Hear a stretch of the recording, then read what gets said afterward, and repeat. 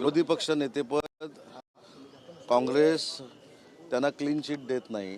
काँग्रेसवाले त्यांना सांगत नाही की तुम्ही विरोधी पक्ष नेते व्हा. त्याच्यामुळे ही चिडचिड होते आणि त्याच्यामुळे तो राग कोणावर काढायचा तर समोरच्या सत्ताधारी पक्षावर काढायचा. हे अनिल परबांनी काल केलेलं आहे आणि त्याच्याबद्दल जे काय उत्तर द्यायचं ते विधान परिषदेमध्ये मी स्वतः दिलेलं आहे. मला प्रभारी नगरविकास खात्याचा मंत्री म्हणून प्राधिकृत केलेलं आहे. ते पत्र विधानसभेच्या अध्यक्षांकडे देखील आहे आणि विधानसभेच्या सभापतींकडे देखील आहे. त्याच्यामुळे तो जो शब्द त्यांनी वापरला होता तो त्यांनी मागे घेतला. परंतु नैराश्यातनं आता काहीच होत नाही. मग आम्ही काय करायचं, कारण ते विरोधी पक्षनेत्याच्या खुर्चीकडे असं बघत असतात, त्याच्यामध्ये बंटी पाटील बसलेले असतात, त्याच्यामुळे ही चिडचिड होते. त्याच्यामध्ये काय मला असं वाटतं की जास्त मनावर घेण्याची काही आवश्यकता नाही आणि जे काय उत्तर द्यायचं ते मी सभागृहातच त्यांना दिलेलं आहे. रोहित पवार आज सभागृहात एक रिपोर्ट सादर करणार आहेत ज्यामध्ये महाराष्ट्र जो आहे तो क्राईममध्ये पहिला आहे असं त्यांनी सांगितलेलं आहे. तो केंद्रातच रिपोर्ट आहे आणि सगळ्यात महत्त्वाचं म्हणजे मानवी तस्करीमध्ये महाराष्ट्र 1 नंबरला आहे. गृह खात्यावरती त्यांनी पूर्णपणे आरोप लावला की गृह खातं अपयशी ठरलेलं आहे. दररोज काहीतरी एक ब्रेकिंग द्यायची असते म्हणून कदाचित ती ब्रेकिंग असेल. सभागृहामध्ये त्यांना तो मुद्दा मांडू दे, त्यांचा तो अधिकार आहे आणि त्याच्यानंतर त्याचं क्लिअरिफिकेशन सरकार देईल. सर, नाशिकमधल्या त्र्यंबकेश्वरमध्येच एक घटना घडली आहे की पोटच्या 6 मुलांना आईने विकलेलं आहे. अशा पद्धतीची ही सगळी परिस्थिती या राज्यावरती येते. आता आपण विकासाच्या बाबतीत मोठमोठी घोषणा करतो तरी मात्र या अशा घटना राज्यात होतात. नाही, याच्यामध्ये माहिती नक्की घेऊ, कशामुळे ते झालेलं आहे, का झालेलं आहे याचा तपास देखील केला जाईल आणि त्याच्यानंतरच याच्यावर बोलणं उचित ठरेल. महापालिका निवडणुकीनंतर भाजप, शिवसेना आणि त्यांच्या इतर मित्रपक्षांना वेगळं सोडेल. भाजपची एकाची सत्ता आल्यावरती यांचा वापर झाल्यावरती सोडून गेला असं म्हणतात. असं कोण म्हणाला? रोहित पवार म्हणतात आणि उत्तराखंड देखील म्हणतात की कडीपत्त्यासारखा वापर करून फेकून दिला जाईल. या सगळ्यांचे निवडून आलेले आमदार हे महायुतीच्या अनेक पक्षांच्या संपर्कामध्ये आहेत.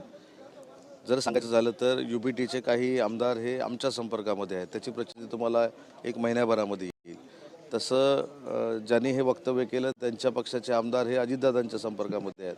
त्याची प्रचिती तुम्हाला 1-2 महिन्यामध्ये येईल आणि त्याच्यामुळं नक्की आपण स्वतः काय करायचं हे काही लोकांना कळत नसल्यामुळं अशा पद्धतीची वक्तव्य होतात. इथं कुठेही महानगरपालिका झाल्यानंतर महायुतीमध्ये मतभेद निर्माण होतील, भाजप आम्हाला वाऱ्यावर सोडेल, हे त्यांचे जे काही मनसुबे आहेत हे ऑलरेडी विधानसभेला पण धुळीला मिळाले, या स्थानिक स्वराज्य संस्थेमध्ये देखील धुळीला मिळाले आणि तुम्ही 21 तारखेला परत एकदा माझ्याशी ज्यावेळी चर्चा कराल त्यावेळी हे सगळे जे पक्ष आहेत जे आमच्यावर टीका टिप्पणी करतायत यांची दखल देखील घेतली गेली नाही निवडणुकीमध्ये स्थानिक स्वराज्य संस्थेच्या, असं चित्र महाराष्ट्रामध्ये असणार आहे. चंद्रकांत खैरे असं म्हणतात की 35 आमदार आता म्हणजे शिंदे गटाचे भाजपात जाणार उदय सामंतांच्या नेतृत्वामध्ये. याचं उत्तर मी दिलेलं आहे. पहिली गोष्ट, माझ्या राजकीय मर्यादा मला माहिती आहेत आणि ज्या एकनाथ शिंदे साहेबांनी महाराष्ट्राच्या स्तरावर उद्योगमंत्री करून मला महाराष्ट्रामध्ये फिरण्याची संधी दिली, त्यांच्याबद्दल अशा पद्धतीनं करणारा मी काय कार्यकर्ता नाही किंवा तसा संस्कार देखील माझ्यावर नाही, हे मी ऑलरेडी देखील सांगितलं आहे. पण एकनाथ शिंदे साहेबांना मी एवढ्यासाठी धन्यवाद देईन की मला उद्योगमंत्री केल्यानंतर अनेक लोक माझी महाराष्ट्राच्या स्तरावर दखल घेत आहेत. हे माझ्या दृष्टीनं अतिशय चांगलं आहे आणि जे पराभूत झाले 2दा-3दा त्यांच्या सर्टिफिकेटची मला आवश्यकता नाही. ते किती वेळा एकनाथ शिंदे साहेबांकडे आले होते, किती वेळा एकनाथ शिंदे साहेबांकडे बसले होते, किती वेळा अंबादास दानवेंची तक्रार करत होते, किती वेळा अंबादास दानवेंना शिव्या घालत होते, हे त्याचं आत्मचिंतन ज्यांनी कोणी म्हटलेलं आहे त्यांनी करावं. ते आध्यात्मिक आहेत असं मला वाटतं, ते देवाला मानतात असं मला वाटतं. तर कधीतरी देवाच्या समोर सांगावं की त्यांनी पक्षप्रमुख UBTचे त्यांना काही अद्वा बोलले नाहीत किंवा अंबादास दानवेंबद्दल बोलले नाहीत. त्याच्यामुळे त्यांनी जे काही कर्तृत्व दाखवलेलं आहे, फक्त ते आमच्यासोबत आले नाहीत. का आले नाहीत, कशासाठी आले नाहीत मला माहीत नाही, पण ते देखील येणार होते.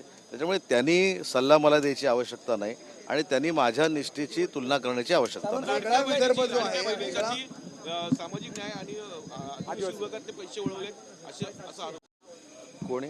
लाडक्या बहिणी योजनेसाठी निधी वारंवार वळवला जातोय. लाडक्या बहिणींची योजना जी आहे ही बजेटमध्ये इन्क्लूड केलेली योजना आहे. त्याच्यामुळं मला असं वाटतं की या सगळ्याची माहिती घेतल्याशिवाय बोलणं योग्य नाही. परंतु लाडकी बहीण योजना बंद होणार नाही ही हमी सरकारनं दिलेली आहे आणि त्याच्यामुळे दुसऱ्या कुठच्या योजनांवर परिणाम होतो अशातला भाग नाही. वेगळ्या विदर्भावरती काम सुरू आहे. आणखी काही पुरावे समोर आले त्याच्यामुळे थेट डोळा अजितदादांचा होता त्या जमिनीवर असं निष्पन्न होतं. ते चौकशी आणि ती सगळं येईल ना पुढे. माझं म्हणणं आहे की चौकशी व्हायच्या अगोदरच त्याच्यामध्ये चर्चा करणं हे योग्य नाही. परंतु काही लोक दररोज जी सकाळची ब्रेकिंग देतात त्याच्यातली एक ब्रेकिंग मी आज तुम्हाला दिलेली आहे की जे आमच्यावर आरोप प्रत्यारोप करतात ते अनेक वेळा शिंदेसाहेबांना भेटलेले होते आणि आजही जे अजितदादांवर आरोप करतायत त्यातले काही आमदार त्यांच्या पक्षाचे हे अजितदादांच्या संपर्कामध्ये आहेत आणि युबीटीचे आमदार हे नक्की आमच्या संपर्कामध्ये आहेत आणि हे 2 महिन्यानंतर पुराव्यानिशी सिद्ध होईल. सभागृह सुरू होणार सर, एकच प्रश्न ते सभागृह सुरू होईल आता. एकच फक्त प्रश्न की जवळपास आमदार निवासांची संख्या जवळपास 300च्या वर आहे. आमदार निवासीकडे आमदार निवास ज्या ठिकाणी आता लोक राहतात त्यातले जवळपास फक्त 58च आमदार त्या ठिकाणी निवासी ठिकाणी राहतात. लाखो करोडोंची उधळपट्टी करूनही आमदार निवासाचा उपयोग केला जात नाही. ते जे करतात त्यांचे फक्त पीए राहतात. त्यामुळे बाकीचे मंत्री आमदार हे 5 स्टार मध्ये राहतात. ते जे करतात त्यांना तुम्ही विचारा. मी स्वतः शासकीय बंगल्यात राहतो. वेगळं